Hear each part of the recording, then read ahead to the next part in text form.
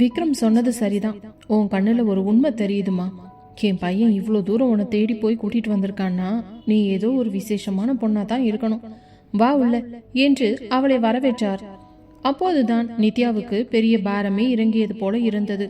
விக்ரம் ஒரு வெற்றியாளனின் புன்னகையோடு அவளை பார்த்து தன் கண்ணால் ஜாடை காட்டினான். அந்த பிரம்மாண்ட வீட்டில் நித்யாவின் புதிய வாழ்க்கை ஒரு அதிரடியான திருப்பத்துடன் தொடங்கியது. அந்த பிரம்மாண்ட பங்களா இன்று விளக்குகளாலும் பூக்களாலும் ஒரு திருவிழா கோலம் போல போன்றிருந்தது. விக்ரம் நித்யாவை அழைத்து வந்து சில மணி நேரங்களிலேயே வீட்டின் வாசலில் 2 கார்கள் வந்து நின்றன. மாலத்தீவில் இருந்து சித்தார்த் கயல்விழி ஜோடியும் பாலியில் இருந்து அர்ஜுன் வித்யா ஜோடியும் ஒரே நேரத்தில் வந்து இறங்கினர். ஹனிமூன் முடிந்து வந்த அந்த 4 பேரின் முகத்திலும் ஒரு புதிய பொலிவும் காதலின் முதிர்ச்சியும் அப்பட்டமாக தெரிந்தது. கயல்விழி ஒரு அழகான மாடர்ன் உடையிலும் வித்யா பாலி தீவின் அந்த பாரம்பரியமான கவுன் ஒன்றிலும் தேவதைகள் போல காட்சியளித்தனர். அவர்கள் உள்ளே நுழைந்ததும் வரவேற்பறையில் விக்ரம் அருகில் ஒரு பெண் நிற்பதை பார்த்து அப்படியே அதிர்ந்து போய் நின்றனர். அண்ணா என்று அர்ஜுன் ஓடி வந்து விக்ரமின் கையை பற்றி கொண்டான். வாழ்த்துக்கள் அண்ணா, கடைசியில நீங்க நினைச்சதை சாதிச்சிட்டீங்க போல. நித்யாவை எப்போ எப்படி பிடிச்சிங்க என்று அவன் குறும்புடன் கேட்க விக்ரம் ஒரு கம்பீரமான புன்னகையோடு நித்யாவின் தோளில் கை போட்டு தன் பக்கம் இழுத்து அணைத்து கொண்டான். தேடி போனா கிடைக்காதது எதுவுமே இல்லடா. நித்யா இனிமே இந்த வீட்டு மருமக. அதான் உங்க எல்லாரையும் வர சொன்னேன். இன்னைக்கு நைட்டு நம்ம வீட்டுல ஒரு பெரிய பார்ட்டி இருக்கு. அது நம்ம 3 ஜோடிகளுமே சேர்ந்து கொண்டாட போறோம் என்று விக்ரம் கூறியதும் கயல்விழியும் வித்யாவும் ஓடி சென்று நித்யாவை கட்டி கொண்டனர். நித்யா, உங்களை மாமா இவ்வளவு சீக்கிரம் கூட்டிட்டு வருவான்னு நாங்க நினைக்கவே இல்லை. நீங்க வந்ததுல எங்களுக்கு ரொம்ப சந்தோஷம் என்று கயல்விழி சொல்ல நித்யா வெட்கத்தில் தலை குனிந்து கொண்டாள். இரவு நேரம் வந்ததும் அந்த வீட்டின் தோட்டத்தில் ஒரு பிரம்மாண்டமான வரவேற்பு விழா தொடங்கியது. மெல்லிய இசை ஒலிக்க வண்ண விளக்குகள் மின்னிட 3 ஜோடிகளும் தங்களின் துணைகளுடன் அங்கே கூடியிருந்தனர். சித்தார்த் கயல்விழியின் கையை பிடித்து கொண்டு அவளது காதோரம், கயல் அங்க பாரு, அண்ணா நித்யாவை எப்படி பாத்துக்கிறாருன்னு. நாம மாலத்தீவுல பண்ண ரொமான்ஸை விட இவங்க இங்கேயே ஆரம்பிச்சிட்டாங்க போலயே என்று கிண்டல் செய்ய கயல்விழி அவனது காலில் மிதித்தாள். அதே நேரம் அர்ஜுன் வித்யாவை இழுத்து ஒரு டான்ஸ் ஆட தொடங்கினான். வித்யா, பாலி தீவுல நாம் ஆடின அந்த ஊஞ்சல் ஞாபகம் இருக்கா? இங்க பாரு, என் அண்ணன் நித்யாவை எப்படி ஒரு ஊஞ்சல் மாதிரி ஆட்டிக்கிட்டு இருக்காருன்னு என்று அவன் சிரிக்க வித்யா அவனது மார்பில் சாய்ந்து கொண்டு, சும்மா இருங்க அர்ஜுன், அக்கா பாவம் ரொம்ப பயந்து போயிருக்காங்க என்றாள். விக்ரம் நித்யாவை மேடைக்கு அழைத்து சென்று எல்லார் முன்னாடியும் அவளது விரலில் ஒரு பெரிய வைர மோதிரத்தை மாட்டினார். இது வெறும் நிச்சயம் மட்டும் இல்ல நித்யா, இது என் உயிருக்கு நான் போடுற வேலி. இனிமே நீ எனக்கு மட்டும்தான் சொந்தம் என்று அவர் சொல்ல அங்கிருந்த அனைவரும் கைத்தட்டி ஆரவாரம் செய்தனர். விக்ரம் மெல்ல நித்யாவின் காதோரம் குனிந்து, என்னடி இப்போவாவது உன் பயம் போச்சா? என் தம்பிகளும் அவங்க பொண்டாட்டிகளும் உன்னை எவ்வளோ நேசிக்கிறாங்கன்னு பாத்தியா? இனிமே நீ இந்த வீட்டு ராணி என்று அவளது கன்னத்தில் ஒரு அழுத்தமான முத்தத்தினை பதித்தான். நித்யா முதல் முறையாக எந்த பயமும் இல்லாமல் விக்ரமின் கண்களை பார்த்து ஒரு புன்னகையை உதிர்த்தாள். அன்று இரவு அந்த பங்களாவே காதலின் சங்கமமாக மாறியிருந்தது. சித்தார்த் கயல்விழி, அர்ஜுன் வித்யா மற்றும் விக்ரம் நித்யா என 3 ஜோடிகளும் தங்களின் எதிர்கால கனவுகளை பகிர்ந்து கொண்டனர். விக்ரமின் அந்த ஆக்ரோஷமான காதல் இப்பொழுது ஒரு அழகான குடும்ப பந்தமாக மலர்ந்திருந்தது. பாலி தீவின் அந்த அழகான நினைவுகள் வித்யாவின் மனதை விட்டு இன்னும் அகலவில்லை என்றாலும் கடமை அவளை அழைத்தது. 1 மாத கால விடுமுறைக்கு பிறகு இன்றுதான் வித்யா தனது கல்லூரியின் 3ஆம் ஆண்டின் முதல் நாளில் காலடி எடுத்து வைக்கப் போகிறாள். அதிகாலையிலேயே அர்ஜுன் அவளை எழுப்பிவிட்டான். வித்யா, எழுந்துருடி, இன்னைக்கு காலேஜ் ரீஓபன் ஆகுதுல்ல, சீக்கிரம் குளிச்சுட்டு ரெடியாகு, உன்னை நானே கொண்டு போய் விடுறேன் என்று அவளது தலையை கோதி விட்டான். பின்பு மெதுவாக எழுந்து குளித்து வந்தவள் ஒரு மெல்லிய இளஞ்சிவப்பு நிற சுடிதாரை தேர்ந்தெடுத்தாள். இது அவளுக்கு 3ஆம் ஆண்டு என்பதால் ஒரு விதமான முதிர்ச்சியும் அதே சமயம் அர்ஜுனின் மனைவி என்கிற அந்த புதிய அந்தஸ்தும் அவளது முகத்தில் ஒரு கூடுதல் பொலிவை தந்திருந்தது. கண்ணாடி முன் நின்று தன் கழுத்தில் இருந்த தாலியை சரி செய்தபடி, அர்ஜுன், எனக்கு என்னவோ மாதிரி இருக்குதுங்க, எல்லாரும் என்னை பார்த்து சிரிப்பாங்களோன்னு பயமா இருக்குது. யாருடா இந்த பொண்ணு கல்யாணம் முடிஞ்சு 3ஆம் வருஷமும் படிக்க வந்திருக்கான்னு பேசுவாங்களோ என்று கவலையுடன் கேட்டாள். அர்ஜுன் அவளது பின்னால் வந்து நின்று அவளது தோள்களை பிடித்து கண்ணாடியில் அவளது பிம்பத்தை பார்த்தவன், வித்யா, யாரு என்ன பேசினா நமக்கு என்ன? நீ படிக்க போற, அதுவும் இல்லாம இந்த அர்ஜுனோட பொண்டாட்டின்னு சொல்லிக்கிறதுல உனக்கு என்ன பயம்? 3rd இயருங்கிறது ரொம்ப ரொம்ப முக்கியமான வருஷம். உன்னோட மார்க்ஸ குறையாம பாத்துக்கணும், அவ்வளவுதான். மற்றபடி எந்த கவலையும் வேண்டாம் என்று அவளது கன்னத்தில் ஒரு முத்தமிட்டு தைரியம் சொன்னான். அவர்கள் கல்லூரி வாசலை அடைந்த போது அங்கே நிறைய மாணவர்கள் கூட்டமாக நின்றிருந்தனர். அர்ஜுன் காரை நிறுத்திவிட்டு வித்யாவின் கையை பிடித்து கொண்டவன், ஆல் தி பெஸ்ட் வித்யா. சாயந்தரம் உன் அக்கா உன்னை பத்திரமா வீட்டுக்கு கூட்டிட்டு வர சொல்லியிருக்காங்க.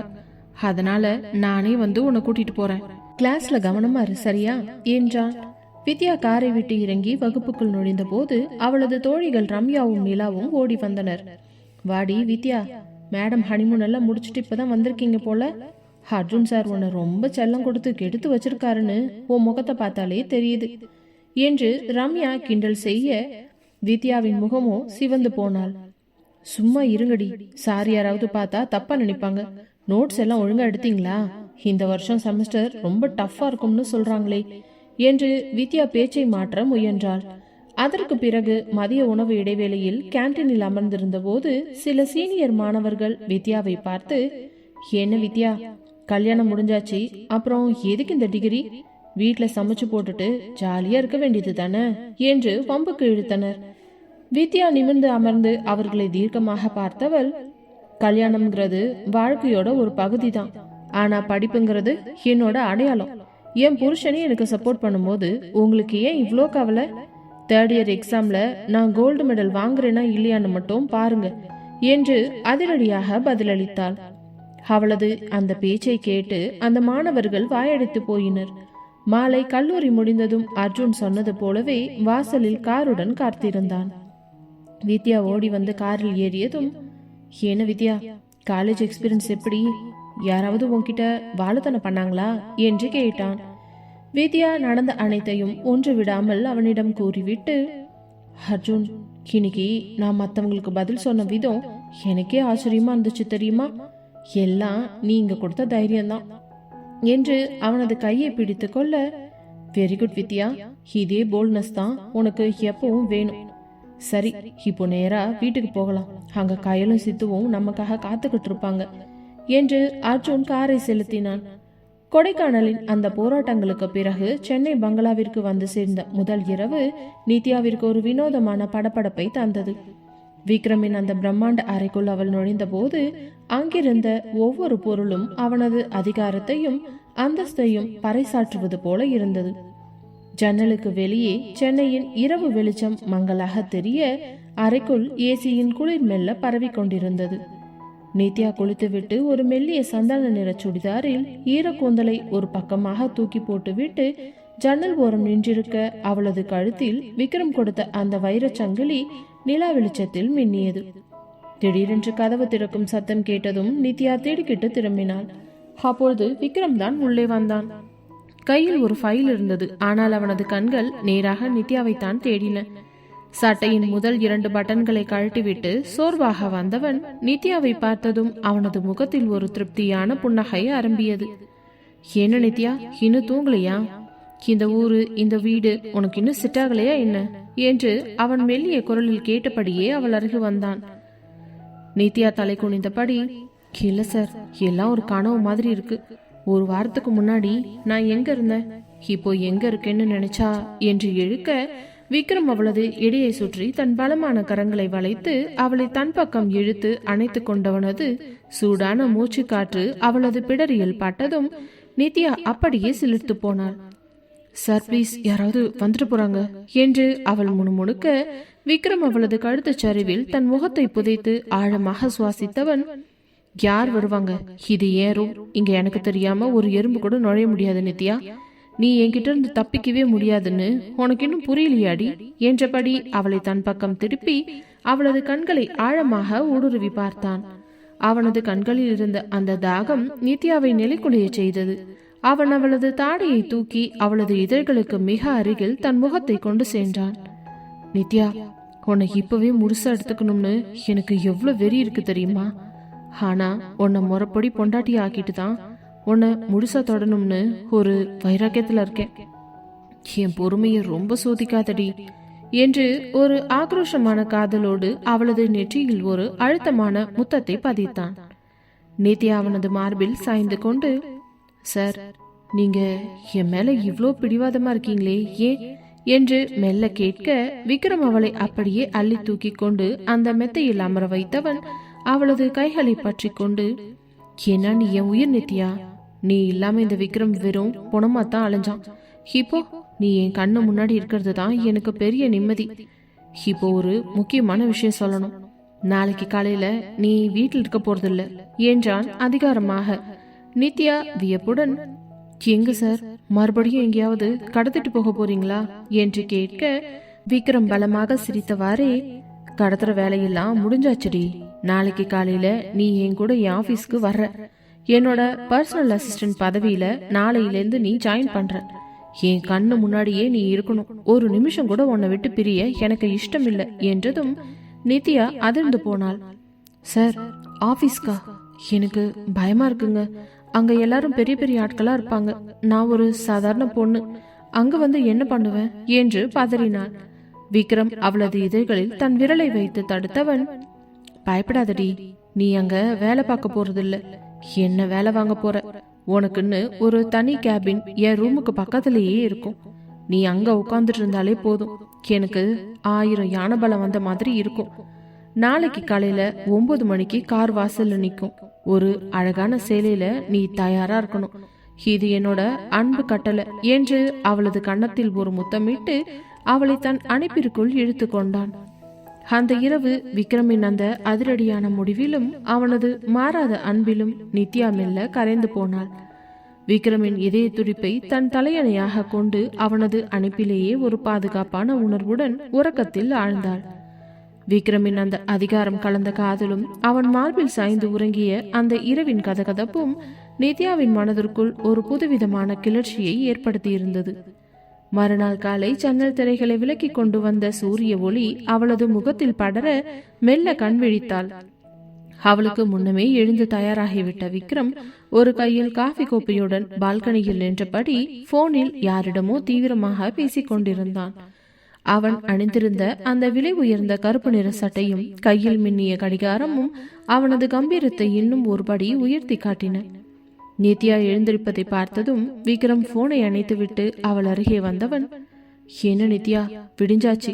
இன்னைக்கு உன் வாழ்க்கையில ஒரு முக்கியமான நாள். சீக்கிரம் ரெடியாகு, 9 மணிக்கு நாம கிளம்பணும் என்று அவளது கன்னத்தை செல்லமாக தட்டினான். நித்யாவும் மெல்ல எழுந்து அமர்ந்து, சார், நிஜமாவே நான் ஆபீஸ் வரணுமா? அங்க எல்லாரும் என்னை பார்த்து கிண்டல் பண்ண மாட்டாங்களா? பாருடா, சாரு யார கூட்டிட்டு வந்திருக்காருன்னு பேச மாட்டாங்களா என்று தன் அச்சத்தை மீண்டும் வெளிப்படுத்தினான். விக்ரம் அவளது தோள்களை பற்றி தன் முகத்திற்கு நேராக அவளது தாடையை தூக்கி பிடித்தவன், நித்யா, இந்த விக்ரம் யார கூட்டிட்டு வந்தாலும் அதை தப்பா பேசுற தைரியம் என் ஆபீஸ்ல இருக்க யாருக்கும் கிடையாது. அங்க நீ வெறும் ஒரு ஸ்டாஃப் கிடையாது, அந்த கம்பெனியோட வருங்கால முதலாளி அம்மா. நீ அங்க வரணுங்கிறது என் ஆசை மட்டும் இல்ல, அது என்னோட பிடிவாதம். போய் ரெடியாகு என்று ஒரு அழுத்தமான குரலில் சொன்னான்.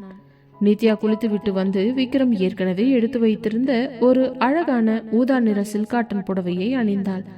அதன் பார்டர் தங்க நிறத்தில் ஜொலிக்க, காதில் ஜிமிக்கியும் கழுத்தில் மெல்லிய செயினும் மின்ன அவள் ஒரு கம்பீரமான அதிராளியாக காட்சியளித்தாள். அவளது கூந்தலை மெல்ல அள்ளி முடிந்து பூவை சூடிக்கொண்டவள் கண்ணாடி முன்னின்று தன்னை சரிபார்த்து கொண்டிருக்க, பின்னால் வந்து நின்ற விக்ரம் அவளது அழகில் ஒரு நிமிடம் ஸ்தம்பித்து போனான். நித்யா, நீ இவ்ளோ அழகா இருப்பன்னு நான் நினைக்கவே இல்லையேடி. நம்ம ஆபீஸ்ல இருக்க எல்லாரும் இன்னைக்கு வேலையை விட்டுட்டு உன்னையதான் பார்த்துட்டு இருப்பாங்கன்னு நினைக்கிறேன் என்று அவளது தோள் சரிவில் தன் முகத்தை புதைத்து ஒரு நீண்ட முத்தத்தை பதித்தான். பிறகு காலை உணவை முடித்துக்கொண்டு இருவரும் அந்த பிரம்மாண்டமான சொகுசு காரில் ஏறி அலுவலகத்திற்கு புறப்பட்டனர். சென்னை சாலைகளில் கார் சீறி பாய விக்ரம் நித்யாவின் கையை தன் கைகளுக்குள் பொதிந்து கொண்டு, பயப்படாத நித்யா, நான் உன் பக்கத்திலே இருப்பேன். இன்னைக்கு ஒரு முக்கியமான மீட்டிங் இருக்கு, அதுல நீ என் பக்கத்திலேயே அமர்ந்து நான் எப்படி வேலை பார்க்கறேன்னு கவனிக்கணும் என்றான். சரி என்று மட்டும் கூறினாள். அலுவலகத்தின் பிரம்மாண்ட கண்ணாடி வாசலில் கார் வந்து நின்றதும் அங்கிருந்த செக்யூரிட்டிகள் அனைவரும் எழுந்து நின்று சல்யூட் அடித்தனர். விக்ரம் காரில் இருந்து இறங்கி நித்யாவுக்கு கதவை திறந்து விட அவள் தயக்கத்துடன் கீழே இறங்க விக்ரம் அவளது கையை இறுக்கமாக பிடித்து கொண்டு தலை நிமிர்ந்து வா நித்யா என்று அழைத்து சென்றான். உள்ளே நுழைந்ததும் அங்கிருந்த நூற்றுக்கணக்கான ஊழியர்கள் அப்படியே உறைந்து போய் நின்றனர். இதுவரை விக்ரமை ஒரு கடுகடுப்பான முதலாளியாக பார்த்த அவர்களுக்கு இன்று அவன் ஒரு பெண்ணின் கையை பிடித்து கொண்டு சிரித்த முகத்துடன் வருவதை பார்த்ததும் வியப்பு தாங்கவில்லை. விக்ரம் நித்யாவை நேராக தன் கேபினுக்கு அழைத்து செல்ல அங்கே அவனது மேஜைக்கு பக்கத்திலேயே ஒரு அழகான சிறிய மேஜையும் நாற்காலியும் நித்யாவுக்காக தயாராக இருந்தன. இதுதான் உன் இடம் நித்யா. இனிமே இந்த விக்ரமோட ஒவ்வொரு அசைவும் உன் கண்ணு முன்னாடிதான் நடக்கும். இப்போ ஒரு முக்கியமான டீல் சைன் பண்ண போறேன். அதுக்கு நீ தான் முதல் சாட்சியா இருக்கணும் என்று அவளை தன் பக்கத்தில் அமர வைத்தான். நித்யாவுக்கு பெருமையாகவும் அதே சமயம் ஒரு விதமான சிலிர்ப்பாகவும் இருந்தது. விக்ரமின் அந்த அதிரடியான காதலும் அவனுக்கு தன்மேல் இருந்த அந்த அசைக்க முடியாத நம்பிக்கையும் அவளது மனதை முழுமையாக கொள்ளை கொண்டிருந்தன. நித்யாவின் கால்கள் அந்த பிரம்மாண்டமான அலுவலகத்தின் மார்பிள் தரையில் மெல்ல பதிந்த போது அவளுக்குள் ஒரு இனம் புரியாத நடுக்கம் இருந்தது. ஆனால் அவளது மென்மையான விரல்களை தன் இரும்பு பிடிக்குள் சிறைப்பிடித்திருந்த விக்ரமின் கைகள் அவளுக்கு ஒரு ரகசிய தைரியத்தை கொடுத்து கொண்டிருந்தன. அலுவலகத்தின் அந்த மெயின் ஹால் வழியாக விக்ரம் அவளை அழைத்து சென்ற போது ஏசியின் குளிர்ந்த காற்றுக்கு நடுவே அங்கிருந்த நூற்றுக்கணக்கான ஊழியர்களின் வியப்பு கலந்த பார்வைகள் அவர்கள் மீது மொய்த்தன. யார் இந்த பொண்ணு? சார் இவ்வளோ உரிமையா கையை பிடிச்சு கூட்டிட்டு வராரே என்ற முணுமுணுப்புகள் காற்றில் மிதந்தன. விக்ரம் எதை பற்றியும் கவலைப்படாமல் ஒரு சிங்கத்தின் கம்பீரத்தோடு நேராக தன் தனிப்பட்ட அறைக்கு அவளை அழைத்து சென்றான். அந்த அறையே ஒரு அரண்மனையை போலத்தான் இருந்தது. தேக்கு மர மேஜை, சுற்றிலும் கண்ணாடியில் ஆன சுவர்கள், அதற்கப்பால் சென்னையின் போக்குவரத்து நெரிசல் ஒரு மௌன படம் போல தெரிந்தது. விக்ரம் தன் மேஜைக்கு அருகிலேயே இருந்த ஒரு நேர்த்தியான வெல்வெட் நாற்காலியை இழுத்து, உட்கார் நித்யா, இதுதான் இனிமே ஒரு ராஜ்யம் என்று அவளை அமர வைத்தான். நித்யா தயக்கத்துடன் அமர்ந்தாள். சார், எல்லாரும் நம்மளே பாக்குறாங்க, எனக்கு ஒரு மாதிரி இருக்கு.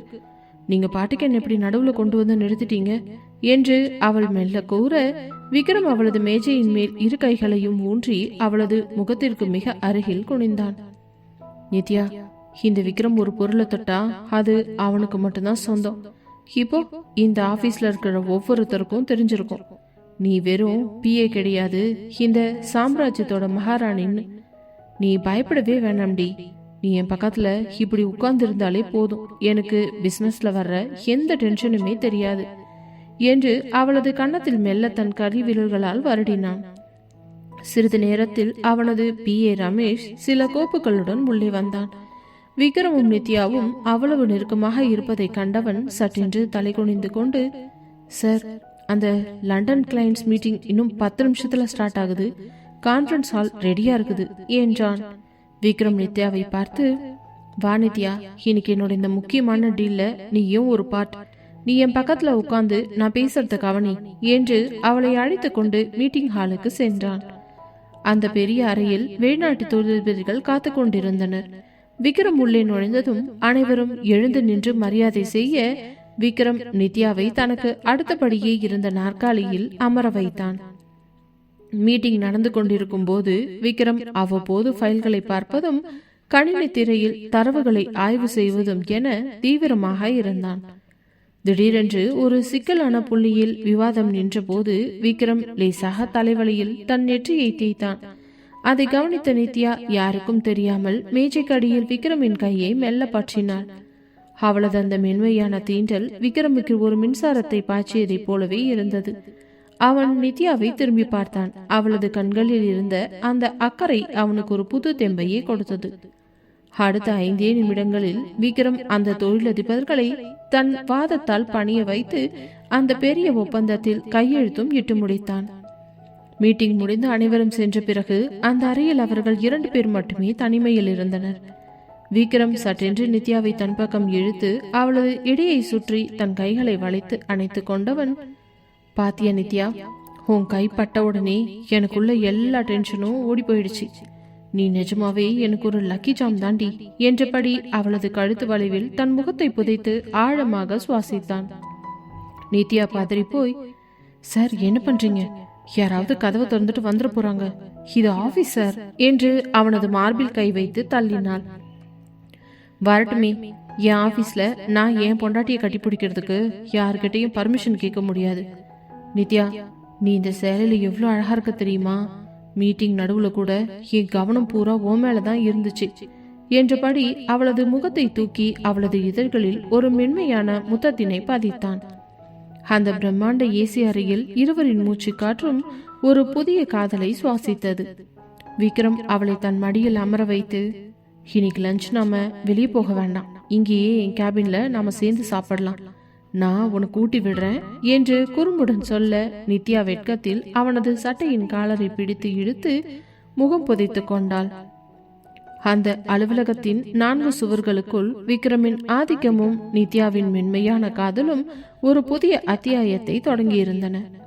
விக்ரம் ஒரு நொடி கூட அவளை விட்டு பிரியாமல் தன் ஒவ்வொரு வேலையிலும் அவளை ஈடுபடுத்தி அவளது முக்கியத்துவத்தை அந்த உலகம் உணர செய்தான்.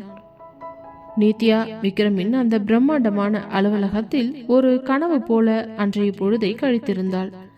மாலை நேரமாகி அவர்கள் இருவரும் வீடு திரும்பிய போது அவளது மனதில் விக்ரம் காட்டிய அந்த அதீத அன்பும் அங்கீகாரமும் ஒரு விதமான நிம்மதியை தந்திருந்தது. இரவு உணவு முடிந்து விக்ரம் தனது அறையில் சில முக்கியமான பிசினஸ் போன்களில் பிஸியாக இருக்க, நித்யா மட்டும் தனியே அந்த பெரிய பால்கனியில் நின்றபடி சென்னையின் இரவு வெளிச்சத்தை பார்த்து கொண்டிருந்தாள். திடீரென்று அவளது சுடிதார் கையில் இருந்து போன் அதிர்ந்தது. எடுத்து பார்த்த நித்யாவின் இதயம் ஒரு நிமிடம் நின்று துடிக்க, திரையில் ரம்யா என்ற பெயர் மின்னிக் கொண்டிருக்க நித்யாவுக்கு அப்படியே கை கால் எல்லாம் நடுங்க தொடங்கியது. ஐயோ ரம்யா, அவகிட்ட ஒரு வார்த்தை கூட சொல்லாம அவ பார்த்து கொடுத்த வீட்டையும் வேலையையும் அப்படியே போட்டுட்டு விக்ரம் சார் கூப்பிட்ட உடனே வந்துட்டோமே என்ற குற்ற உணர்ச்சி அவளை வாட்டியது. ரம்யா அவளுக்காக கொடைக்கானலில் எவ்வளவு செய்தாள். அந்த பனி நடுங்கும் குளிரில் அவளுக்காக வீடு தேடி அலைந்தது, அட்வான்ஸ் கொடுத்தது, வேலைக்கு சிபாரிசு செய்தது என அனைத்தும் நித்யாவின் கண் முன்னால் நிழலாடின. போன் விடாமல் அடித்துக்கொண்டே இருந்தது. நித்யாவிற்கு அதை எடுக்கவே பயமாக இருந்தது. என்ன சொல்லி அவகிட்ட பேசுவ? அந்த விக்ரம் சார் என்ன அதிரடியா தூக்கிட்டு வந்துட்டாருன்னு சொன்னா அவ நம்புவாளா? இல்ல நான் அவளை ஏமாத்திட்டேன்னு நினைப்பாளா என்று யோசித்துக் கொண்டிருக்கும் போதே முதல் முறை ரிங் முழுமையாக வந்து கட்டானது.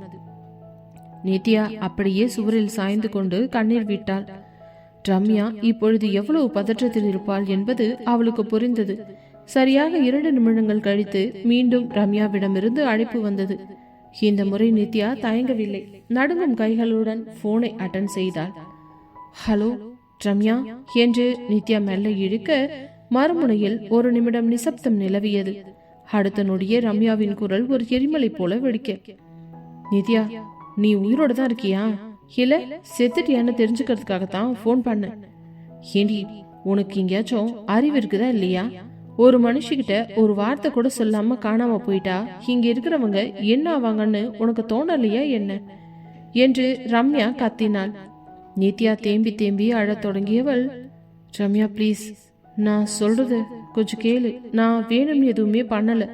அன்னைக்கு நைட் அந்த விக்ரம் கார் வந்து உன் வாசல்ல நின்னதுல இருந்து இப்ப வரைக்கும் எனக்கு தூக்கம் இல்லடி. உன் வீட்டு கதவு திறந்து கிடக்குது, உன் துணிமணி எல்லாம் அங்கேயே இருக்குது, ஆனா நீ மட்டும் இல்ல. நான் போலீஸ்க்கு போகலாம்னா கூட நினைச்சேன், ஆனா அந்த ஹோம் ஸ்டே ஓனர் வந்து என்ன கேக்குற கேள்வியில நான் அப்படியே அசிங்கப்பட்டு தான் போயிட்டேன் நித்யா என்று ரம்யா ஆக்ரோஷமாக பேசியவள் மூச்சரிக்க தொடர்ந்தாள். உனக்காக நான் அலைஞ்சு அலைஞ்சு அந்த வீட்டையும் வேலையையும் பார்த்து கொடுத்தேன். நீ இவ்வளோ பெரிய இடத்து பொண்ணுன்னு எனக்கு தெரியாது நித்யா. ஆனா போகும்போது ஒரு ஃபோன் பண்ணி, ரம்யா நான் கிளம்புறேன், என் மேல தப்பு இல்லைன்னு ஒரு வார்த்தை சொல்லியிருக்கலாம்ல. அந்த ஓனர் என்னை எப்படி கேக்குறாரு தெரியுமா? உன் ஃப்ரெண்டு இப்படி சொல்லாம போறதுக்கு எதுக்கு என்கிட்ட வேலைக்கு வந்தா? நம்பகத்தன்மை இல்லாத பொண்ணுங்களுக்கெல்லாம் நீ ஏன் சிபாரிசு பண்றன்னு என் முகத்துல அடிச்ச மாதிரி கேக்குறாடி. எனக்கு எவ்வளோ அசிங்கமா போச்சு தெரியுமா என்று ரம்யா விம்மி விம்மி அழுதாள். நித்யா தழுத்தழுத்த குரலில், ரம்யா என்னை மன்னிச்சிடுடி, சத்தியமா எனக்கு ஃபோன் பண்ண கூட டைம் கொடுக்கல அவர். அந்த விக்ரம் சார் எவ்வளவு பிடிவாதமானவர்னு உனக்கு தெரியாதா? என்னை மிரட்டி கட்டாயப்படுத்தி அப்படியே கார்ல தூக்கிட்டு வந்துட்டாரு. உன்கிட்ட பேசணும்னு நான் கெஞ்சினேன், ஆனா அவர் கேட்கல. உன் மேல எனக்கு எந்த கோவமும் இல்லடி. நீ செஞ்ச உதவிக்கு நான் என்னைக்குமே கடமைப்பட்டிருக்கேன் என்றால். ரம்யா சிறிது நேரம் அமைதியாக இருந்தாள். அவளது கோபம் மெல்ல குறைந்து அக்கறையாக மாறியது. நித்யா, உன்னை கத்தணும்னு எனக்கு ஆசை இல்லடி, ஆனா உன் பாதுகாப்பு முக்கியம் இல்ல. இப்போ நீ எங்க இருக்க? அந்த ஆளு உன்னை ஏதாவது பண்ணிட்டாரா? ஏண்டி உன்னை துரத்தி வந்து பிடிச்சாரு என்று கவலையுடன் கேட்டாள். இப்போ நான் சென்னையில அவரோட வீட்டுல தான் இருக்கேன் ரம்யா. அவர் என்ன ஒன்னும் பண்ணல, ஆனா என்னை விட்டு பிரிய மாட்டேன்னு பிடிவாதமா இருக்காரு. வந்ததும் வர்றதுமா நிச்சயதார்த்தம் கூட பண்ணிட்டாரு. கல்யாணம்னு ஒத்த காலையும் நிக்கிறாரு. இன்னைக்கு ஆபீஸ்க்கு கூட கூட்டிட்டு போனாருடி என்று நித்யா நடந்தவற்றை எல்லாம் சுருக்கமாக சொன்னாள். ரம்யா ஒரு பெருமூச்சு விட்டவள், உன் வாழ்க்கை நல்லா இருக்கணும்னு தான் நானும் ஆசைப்படுறேன் நித்யா. அந்த விக்ரம் சார் உன்னை நிஜமாவே நேசிக்கிறாருன்னு எனக்கு சந்தோஷம்தான். ஆனா இனிமேலாவது என்கிட்ட எதையும் மறைக்காதீங்க. இங்க இருக்கிற அந்த ஓனர்கிட்டையும் வீட்டு உரிமையாளரிடமும் நானே பேசி சமாளிச்சுக்கிறேன். உன்னோட மற்ற திங்ஸ் எல்லாம் நான் ஒரு பார்சல்ல போட்டு அனுப்பி வைக்கிறேன், பத்திரமா இருடி என்று ரம்யா சொன்ன போது நித்யாவின் மனசு லேசானது. தேங்க்ஸ் டி ரம்யா, உன்ன மாதிரி ஒரு ஃப்ரெண்டு கிடைச்சதுக்கு நான் ரொம்ப கொடுத்து வச்சிருக்கணும். சீக்கிரம் நம்ம நேர்ல சந்திப்போம் என்று போனை வைத்தாள் நித்யா. ரம்யாவிடன் பேசி முடித்ததும் நித்யாவிற்கு ஒரு பெரிய பாரம் குறைந்த உணர்வு ஏற்பட்டது. தன் தோழியின் கோபம் நியாயமானதுதான் என்பதை அவள் உணர்ந்தாள். அதே சமயம் விக்ரம் தன் வாழ்க்கையில் ஏற்படுத்திய இந்த அதிரடியான மாற்றங்கள் தன்னை சுற்றியுள்ளவர்களை எவ்வளவு பாதிக்கிறது என்பதும் அவளுக்கு தெளிவாக புரிந்தது. அப்பொழுது பின்னால் இருந்து வந்த விக்ரம் அவளது தோள்களில் கையை வைத்தான். யார்கிட்ட பேசிட்டு இருக்க நித்யா? உன் முகம் ஏன் இவ்வளோ வாடி போயிருக்கு என்று அவன் அக்கறையுடன் கேட்க, நித்யா அவனது மார்பில் சாய்ந்து கொண்டு, ஒண்ணுமில்ல சார், என் ஃப்ரெண்டு ரம்யா கிட்ட சொல்லாம கொள்ளாம உங்க கூட வந்துட்டேன். எனக்கு அந்த வீடு வாடகைக்கு பார்த்து கொடுத்ததும் அந்த வேலையை வாங்கி கொடுத்ததும் அவதான். அதான் அவகிட்ட மன்னிப்பு கேட்டுட்டு இருந்தேன் என்றால். விக்ரம் அவளை அணைத்து கொண்டு, கவலைப்படாதடி, அவகிட்ட நான் ஃபோன் பண்ணி பேசுறேன். இப்போ வந்து நீ நிம்மதியா தூங்கு என்று அவளை தன் காதல் சிறைக்குள் மீண்டும் அழைத்து சென்றான். மறுநாள் காலை அந்த பிரம்மாண்டமான பங்களாவின் டைனிங் ஹால் ஒரு அமைதியான போர்வையை போர்த்தி இருந்தது. விலை உயர்ந்த தேக்குமர டைனிங் டேபிளில் வகை வகையான உணவுகள் அடுக்கப்பட்டிருந்தன. ராஜேஸ்வரி ஒரு மூலையில் அமர்ந்திருக்க, அர்ஜுன், வித்யா, சித்தார்த், கல்வெடி என அனைவரும் சிரித்து பேசி உணவந்து கொண்டிருந்தனர். நித்யா ஒரு மெல்லிய நடுக்கத்துடன் விக்ரமின் பக்கத்தில் அமர்ந்திருந்தாள். கடந்த 2 நாட்களாக விக்ரம் அவளை தன் அருகே விட்டு ஒரு நிமிடம் கூட வெளியே விடவில்லை. இரவு நேரங்களில் அவன் அவளை தன் அணைப்பிற்குள் சிறைப்பிடித்து உறங்குவது, காலையில் அவள் விழிக்கும் முன்னே அவள் அருகே அமர்ந்து ரசிப்பது என அவனது காதல் ஒரு வேட்டைக்காரனின் பிடிவாதத்தோடு இருந்தது. ராஜேஸ்வரி மெல்ல தன் காஃபி கோப்பையை வைத்துவிட்டு விக்ரமை தீர்க்கமாக பார்த்தவர், விக்ரம், நான் ஒரு விஷயம் சொல்லணும்னு நினைக்கிறேன், நீ தப்பா எடுத்துக்க மாட்டேன்னு நம்புறேன் என்று அவர் வேடிக்கையோடு ஆரம்பிக்க, சாப்பிட்டு கொண்டிருந்த அனைவரும் அமைதியாகினர். விக்ரம் நிமிர்ந்து பார்த்து, சொல்லுங்க சித்தி, என்ன விஷயம் என்றான் சாதாரணமாக. ராஜேஸ்வரி நித்யாவை ஒரு முறை பார்த்துவிட்டு தொடர்ந்தார். விக்ரம், நித்யா இந்த வீட்டுக்கு வந்து 2 நாள் ஆகுது. அவ ஒரு நல்ல பொண்ணு, எனக்கு அவளை ரொம்ப பிடிச்சிருக்கு.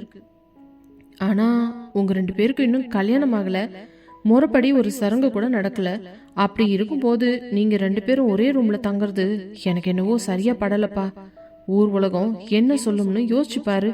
இப்பதான் வித்யா அர்ஜுன் ரூமுக்கு மாறிட்டால, அந்த ரூம் இப்போ காலியா தான் இருக்கு. நித்யாவை அந்த ரூம்ல தங்க வைக்கலாம்னு நான் நினைக்கிறேன். கல்யாணம் வரைக்கும் அவ அங்க இருக்கிறது தான் முறை. நீ என்ன சொல்ற என்று நிதானமாக கேட்டார். இந்த கேள்வியை கேட்டதும் நித்யாவிற்கு தூக்கி வாரி போட்டது. அவளது முகம் அப்படியே வெளுத்து போய்விட, தன் கையில் இருந்த ஸ்பூனை மெல்ல கீழே வைத்தவள் கைகளை பிசைந்தபடி தலை குனிந்து அமர்ந்திருந்தாள். ஐயோ, இவர் சித்தி இவ்ளோ ஓப்பனா எல்லார் முன்னாடியும் கேட்டுட்டாங்களே. இப்போ விக்ரம் சார் என்ன சொல்லுவாரோ? ஒருவேளை என்ன அந்த ரூம் அனுப்பிடுவாரோ? என்ற பயத்தில் அவளது இதயம் வேகமாக துடித்தது. அறையில் ஒரு நிமிடம் மாயாத அமைதி நனவியது. விக்ரம் மெல்ல தன் கையை துடைத்துவிட்டு நிமிர்ந்தவன் அவனது கண்கள் நித்யாவின் முகத்தை பார்த்தன. அவளது அந்த பதற்றமும் கலங்கிய கண்களும் அவனது நெஞ்சை என்னவோ செய்தன. அவன் மெல்ல தன் இருக்கையில் சாய்ந்து அமர்ந்து ராஜேஸ்வரியை பார்த்து, சித்தி, நீங்க சொல்றது ஒரு பக்கம் நியாயம்தான். சமூகத்தோட பார்வையும் இந்த வீட்டோட கௌரவமும் உங்களுக்கு முக்கியம்னு எனக்கு புரியுது. ஆனா என் நிலைமைய நீங்க கொஞ்சம் யோசிச்சு பார்க்கணும். நித்யா எனக்கு யாருன்னு உங்களுக்கு நல்லாவே தெரியும். அவளை அடையறதுக்காக நான் எவ்வளவு தூரம் அலைஞ்சேன்னு உங்களுக்கு தெரியும். அவ ஏற்கனவே ஒரு வாட்டி என்னை ஏமாத்திட்டு சொல்லாம கொள்ளாம ஊரை விட்டு ஓடி போயிட்டா. அந்த 2 நாள் நான் எப்படி துடிச்சு போயிருந்தேன்னு நீங்க பாத்தீங்கல்ல என்ற விக்ரமின் குரலில் ஒரு வழி தெரிந்தது. அவன் தொடர்ந்து பேசினான். அவனது வார்த்தைகள் இப்பொழுது கட்டளை போல இருந்தன. அவளை மறுபடியும் என் கண் முன்னாடி இல்லாம தனியா ஒரு ரூம்ல விட்டுட்டு என்னால நிம்மதியா தூங்க முடியாது சித்தி. அவ என் பக்கத்துல இருக்கான்னு தெரிஞ்சாதான் என்னோட மனசே அமைதியா இருக்கும். நீங்க என் மேல தாராளமா நம்பிக்கை வைக்கலாம். எனக்கும் நித்யாவுக்கும் என்ன லிமிட் இருக்குன்னு எனக்கு தெரியும். கல்யாணத்துக்கு முன்னாடி அவகிட்ட நான் எந்த தப்பான நோக்கத்தோடையும் நடந்துக்க மாட்டேன். அவளை நான் கண்ணு கருத்துமா ஒரு குழந்தைய போல பார்த்துப்பேன். அதுக்கு நான் கேரண்டி என்றதும் ராஜேஸ்வரி ஏதோ சொல்ல வர விக்ரம் கையை உயர்த்தி தடுத்தான். பிளீஸ் சித்தி, இந்த விஷயத்த இதோட விட்டுருங்க. எங்க 2 பேருக்கும் இன்னும் கொஞ்சம் நல்ல கல்யாணம் நடக்கத்தான் போகுது. அது வரைக்கும் நித்யா என் ரூம்ல ஏன் கண்ணு முன்னாடி தான் இருப்பா. என் மேல உங்களுக்கு துளி அளவு நம்பிக்கை இருந்தா தயவு செஞ்சு அவளை வேற ரூமுக்கு மாத்த சொல்லாதீங்க. அவளை பிரிஞ்சு என்னால ஒரு நிமிஷம் கூட இருக்க முடியாது என்று கரகரப்பான குரலில் கூறிவிட்டு எழுந்து நின்றான். நித்யா திகைத்து போய் அவனை பார்த்தாள். எல்லார் முன்னாடியும் விக்ரம் இப்படி தன் காதலை அப்பட்டமாக வெளிப்படுத்துவார் என்று அவள் எதிர்பார்க்கவே இல்லை. விக்ரம் குனிந்து நித்யாவின் கையை இறுக பற்றி கொண்டான். வா நித்யா, நம்ம கிளம்பலாம் என்று அவளை சபையிலிருந்து இழுத்துக்கொண்டு விறுவிறுவென தன் அறையை நோக்கி நடந்தான்.